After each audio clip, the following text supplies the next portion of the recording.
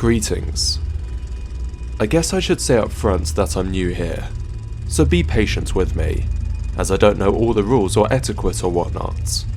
A friend of mine linked me to this board after I told him the story, and showed him the materials I'm about to share with you. He thinks some of you would appreciate it, but to be honest, from where I'm sitting, this site seems more like a haven for idiots than a serious paranormal image board. Whatever. I'm motivated to share this stuff, and I need to do so anomalously, for reasons that will become clear. Technically I'll be breaking the law, but if I understand how this place works, this thread will disappear in a day or so anyway. Here's the deal. I'm a production editor at a small independent publisher in the US. I won't say which or where, so don't ask, as I'd like to keep my job. The pay isn't great, but it's an easy gig, and I like the people I work with. A lot of what we publish are what you would call coffee table books. The kind people flip through when they're bored, but almost nobody ever reads from cover to cover. Bland pictorial histories of certain cities or states that sell well in regional gift shops. The occasional book of maps or biography. A few museums outsource their gallery catalogues to us. That kind of thing. The work is boring, but it's steady, and we get enough jobs that our books make enough money to stay afloat, which is a lot more than most small presses can say these days.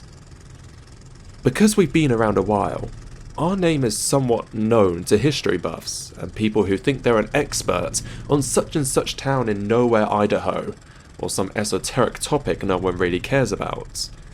We get a lot of unsolicited manuscripts from people who really shouldn't be writing books, and unsolicited CDs full of photographs from people that really shouldn't be taking pictures. Because we're small and don't have a separate acquisitions editor position, the job of going through this slush pile gets passed around the office. Very rarely somebody will find something worth pursuing and pitch it to the rest of us, but our senior editor / producer gets the final say. For the last 9 months, I've been working more or less non-stop on a book that everybody at the office was pretty excited about. Our copy editor found it during his term with the pile. An old guy, I won't name, had contacted us out of the blue and offered us the chance to publish his rare archival photo collection, provided we treat the subject matter with the respect and seriousness he felt it deserved. To use his term, and what was going to be the book's title, the photos were all anomalies. This is to say that they depicted something out of the ordinary, or otherwise inexplicable, something that usually had an equally interesting story to go along with it. Most of them were from the first half of the 20th century. Like I said, it's not the kind of thing we would normally publish, but the few samples the guy sent in with his pitch letter were pretty compelling, and once we had seen the rest of them, heard a few of the stories and realised that none of these pictures were widely known, we knew we had something that would get people's attention. The format was going to be simple and classy, with a lot of white space and breathing room.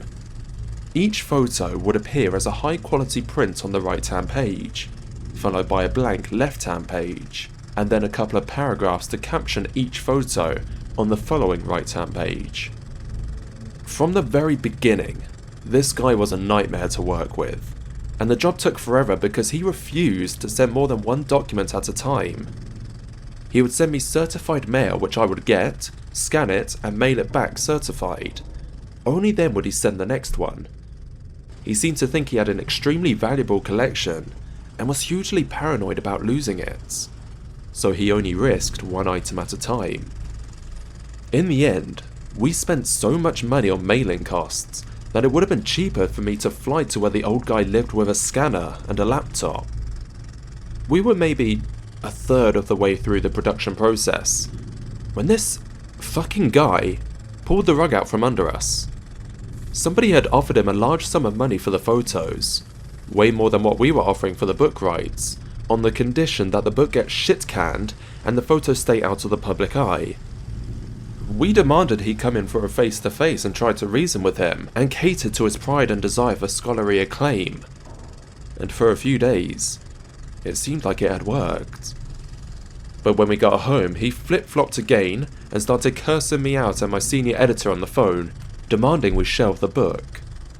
He hired a lawyer, who came up with some bullshit to avoid his contract, and then he threatened us with a lawsuit that would bankrupt us if we went ahead with the project and lost. To add insult to injury, the law firm sent this annoying little IT guy to our office to make sure the materials were wiped from our computers. Because the vast majority of it existed on my machine, and I had spent literally months of my life on the project, I felt, well, and I still feel, the most violated and bitter about the whole thing. Somebody should benefit from that work, hence my reasons for coming here. Unfortunately, I don't have the high resolution scans I made of the photos, but I did keep working drafts of the original captions and 14 medium res placeholder thumbnails. I'm not supposed to, but I do occasionally take home the work files to tweak on my home machine. With the full file, with the full res images embedded, it gets way too large and unwieldy to bring home with me. Most of the time I'm just experimenting with fonts and layout options anyway, so I don't embed the images until the end. Anyway, after all this shit went down, I discovered I had a working file on my home machine of what we had done so far. So I printed it to PDF and simply stripped the text images from that PDF file. Just to be clear, I don't claim anything with regards to the veracity and provenance of these photos. I'm not here to convince you they're real, I'm just putting them out there because I think they deserve to be seen, and not hidden away in some rich prick's private collection. Now, stop whatever it is you're doing, and pay attention to this video. Photo number 1. The Collinwood Fire. This is the last known photo taken inside the Lakeview School in Collinwood, Ohio, before it was consumed by fire on March 4th, 1908, killing 172 students, 2 teachers and 1 rescuer. The fire started when a ceiling joist ignited from a nearby steam pipe. Flames blocked escape routes, leading to panic and a stampede that trapped a large number of victims in a stairwell, where they were cooked alive. Additional casualties occurred when burning students jumped from 2nd and 3rd story windows. Everyone in this photo perished except for Mr. Olsen, seated at the far right in the back row. The spectral artifacts in the photo remain unexplained. Photo number 2. Charlie Noonan's last interview. Charlie Noonan was an amateur folklorist who travelled throughout the south and southwestern United States during the early years of the 20th century, collecting tall tales of stories of the supernatural. According to his wife Ellie, Charlie was told a story one day by an Oklahoma farmer about a strange woman who lived alone on an isolated property. The farmer claimed that the woman was not a woman at all, but something else, something that hid its true nature beneath a headscarf, and was never seen without a large dog by its side.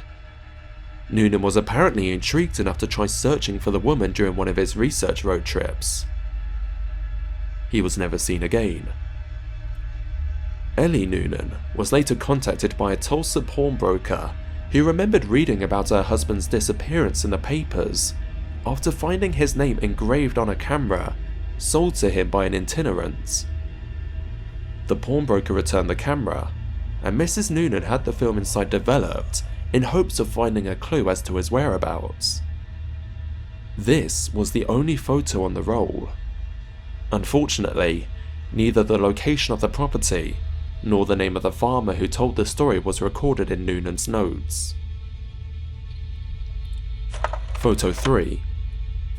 This prophetically torn photograph depicts a regimental colour guard of the Union Army 1 month before they marched into battle at Antietam, September 1862. The gentleman on the far right, named John Alstead, had the right side of his face and right arm blown off by cannon fire at the start of those hostilities. It is unknown when the damage to the photo occurred. Photo number 4.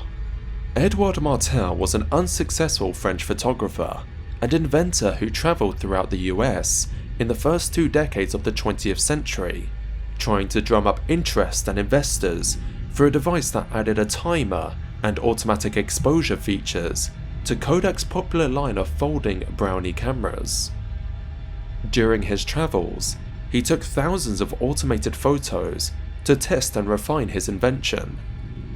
He would often wake up early, set up a hidden camera in an inconspicuous spot on the streets of whatever city he happened to be in, and then walk to a nearby cafe or bar so he could capture candid scenes of daily life to remember his travels by. The best of these photos was selected for Martel's one and only gallery show in Paris 1924. Unfortunately, Martel died penniless and unknown in 1955, and it was left to his daughter Jean to sort through the boxes of photos he left behind, to see what should be kept and what could be discarded.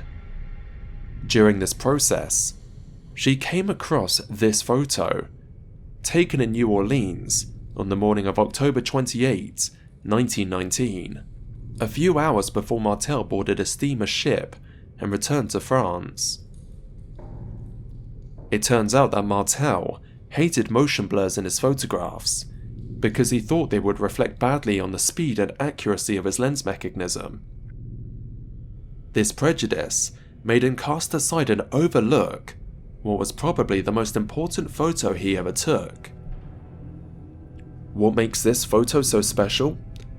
The night before it was taken, the notorious and still unidentified serial killer, known only as the Axeman of New Orleans, had committed his last murder, hacking Mike Pepitone to death in his bedroom, and then fleeing the scene just as Pepitone's wife was discovering the body.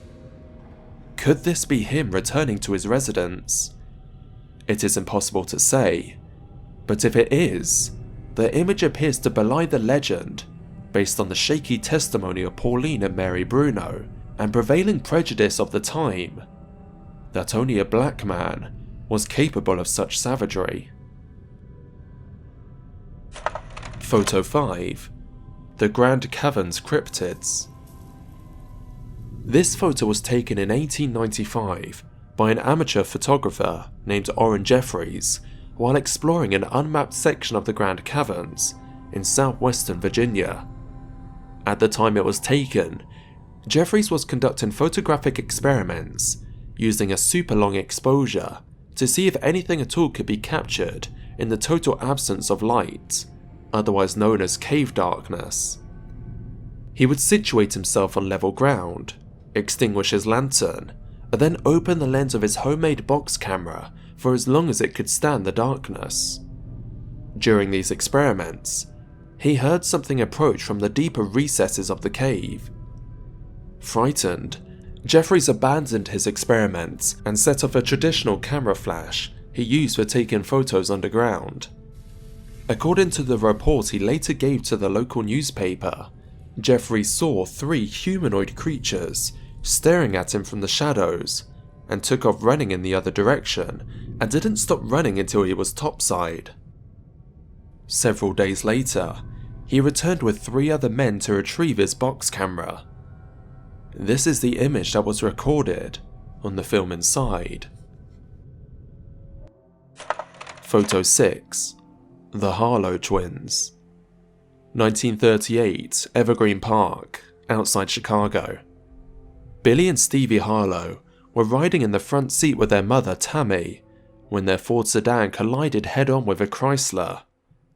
During the collision, the cars spun in such a way as to impact 2 additional vehicles.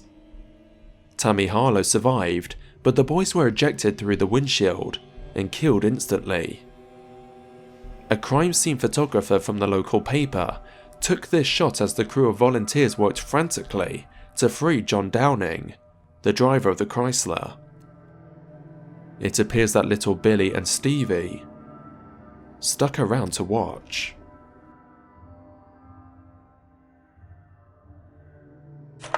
Photo 7.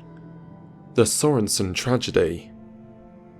The Sorensens were a Danish family who immigrated to the United States sometime between 1905 and 1906. They arrived with their eldest child Anders, seen on the donkey, and settled on a farmstead in Missouri. 3 more children, Simone, Frickie, and Mathilde, Center, right, and in the wagon respectively, soon followed. This photo, taken in 1916, captures all 4 of the children a few weeks before the tragedy. The 3 eldest kids were apparently playing fort in the hay barn and must have fallen asleep. Their father, Nicholas, drove a wooden hay sweep into the pile and dismembered all 3, in locations accurately suggested by the floor in the photo. Mathilde, the youngest, was inside the house with her mother at the time and was not hurt. According to the son of a neighbour, later interviewed by the author, the donkey later died in an equally hideous fashion, getting its head caught in a barbed wire fence and nearly decapitating itself in the frenzy to get free. This final detail could not be corroborated. Photo 8. The Spectre of Viola Peters. Viola Peters was a well-born spinster who lived alone in a small rural town of McKaysville, Georgia. She was much loved in her community for her charitable contributions to the Baptist church, the soup kitchen, and the local orphanage, especially during times of the Depression when those institutions subsisted almost entirely on her donations.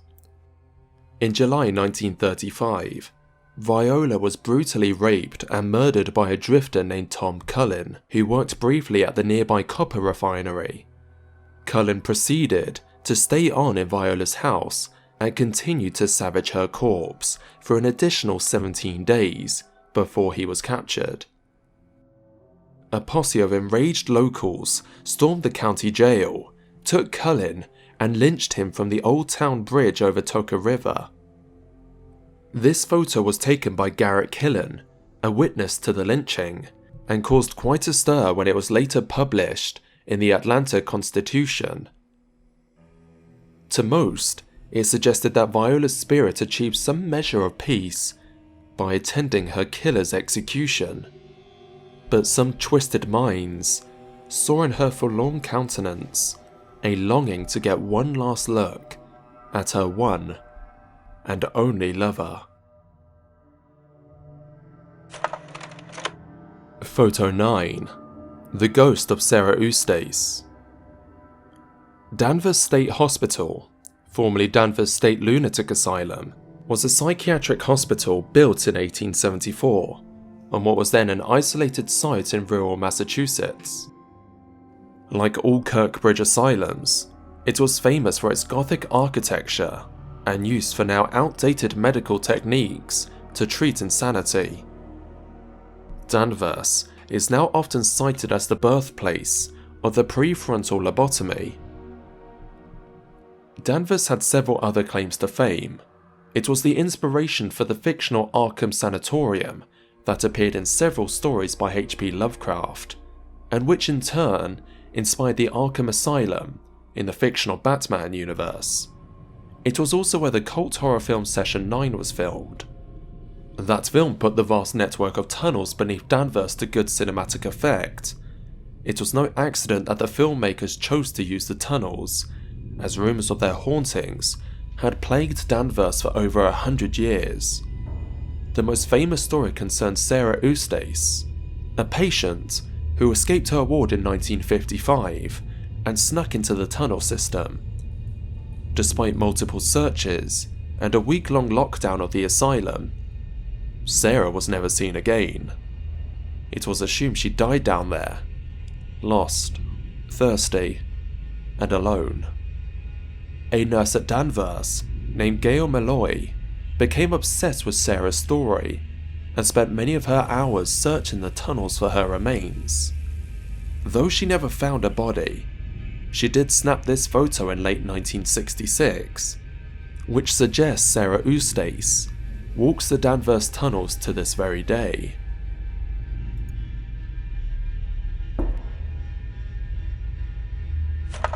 Photo 10. The Stevenson's family portraits. Who says ghosts don't have a sense of humour? The Stevensons were a wealthy Boston family, proud of the industry and longevity with which most of the clan was blessed. This portrait, taken in 1945, was an effort to gather the oldest Stevensons together with one of the youngest. Amelia, centre, aged 102, was granted the honour of matriarch, while little Ophelia was the token child at 18 months. What the Stevensons did not realise until this photo was already developed was that they had been joined that day by one of their deceased. James Pullman Stevenson, 1835 to 1932, seated at left between his niece Ginny and his cousin Alfred, was easily identified by several of those present, and remembered fondly as a rascally uncle known for pranks and dirty jokes.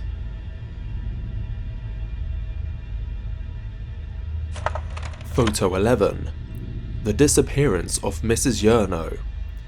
During her later years, Josephine Yano would take a walk every evening at dusk in Norwich, Connecticut. On November 12, 1935, she set out as usual and never returned. Extensive searches were conducted by a large team of volunteers and the Norwich police force, but no sign of her was ever found. 3 years later, Mrs Yano was found squatting in front of a neighbour's house, without a mark on her body and in perfect health. When asked where she had been, Mrs Yano was unable to understand the question. From her point of view, no time had passed at all. Against the advice of her neighbours and her doctor, she refused all medical treatment and resumed her life as if nothing had ever happened, including her nightly strolls. Another neighbour snapped this shot of her in the fall of 1938. The clouds of smoke from piles of burning leaves give it an appropriately eerie feel. On the same date in November 1940, 5 years after her initial disappearance, Mrs Yano vanished again. This time, she was never seen again.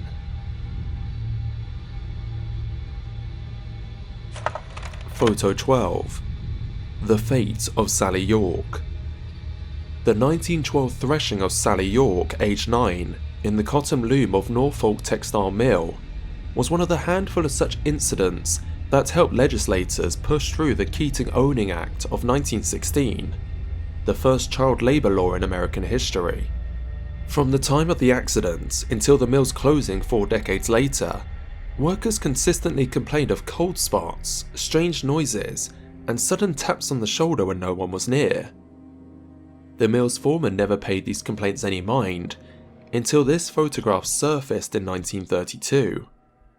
It was taken by a travelling photographer named Benny Johnson, who promptly sold it to the Norfolk Gazette for an unprecedented $10. The mill had shut down for the Christmas holidays and was empty at the time. The photo was later blamed for the closing of the mill, though the Great Depression was more likely of a cause than that. Photo 13. Lily Palmer's Eyes. Lily Palmer was not quite 4 when she experienced what her doctors would later call acute onset sensory hallucinations. This photo, taken by Lily's mother Annette on Halloween night 1952, purportedly captures the arrival of her disorder. Lily and her Filipino nanny were setting out on a round of trick-or-treating when the child suddenly screamed and began clawing at her eyes. It was some time before she was calm enough to speak, but when asked what she saw, Lily repeatedly spoke about things crawling in her eyes. Several days later, while unsupervised in her bedroom, Lily punctured both of her eyes with one of her mother's knitting needles. After receiving medical treatment, she was evaluated and committed, and remained institutionalized for the rest of her life. First at Bellevue, on the east side of Manhattan, and then later at the Rockland Psychiatric Center, where she remained until she died of a heart attack in March 2001. A call to one of her former caregivers at Rockland confirmed that Lily's episodes were the most traumatic on and around Halloween night, but the majority of her life, she could be heard begging and pleading with the staff to help her get those things out of her eyes.